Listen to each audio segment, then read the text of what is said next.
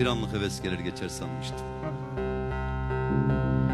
Öyle değilmiş gülüm, meğer çok yanılmışım. Sen gidince anladım, ben sensiz yapamazmışım. Affetmesin biliyorum, ama ben çok, çok pişmanım. Gözlerin aklımda kaldı, silemedim, silemedim. Gözlerin aklımda kaldı, silemedim, silemedim. Delikanlıymışsın meğer, bilemedim, bilemedim.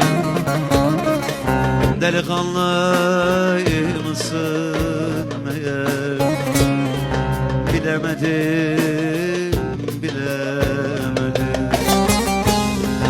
Hata bende, suçlar bende.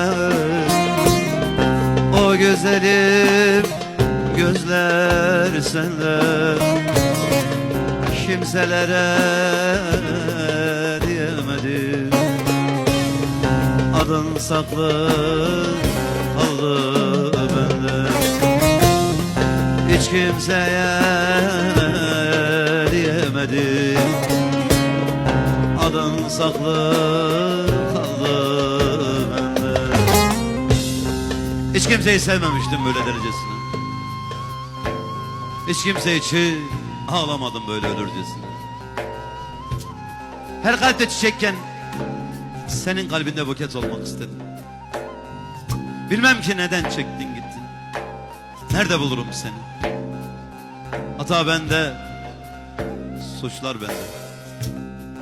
O güzelim gözler sende, kimselere diyemedim. Adın saklı kaldı bende, hiç kimseye diyemedim.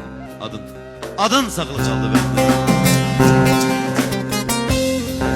Adımlarım sana hoştu, gelemedim, gelemedim.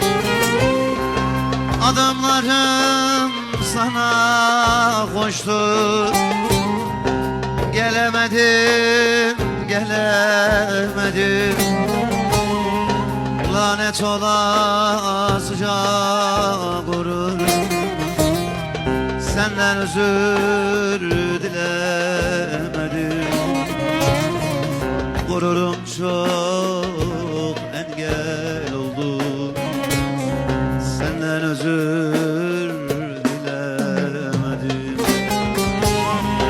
Hata bende, suçlar bende. O güzelim gözler senle, kimselere diyemedim. Adın saklı kaldı bende, hiç kimseye diyemedim. Adın saklı kaldı bende.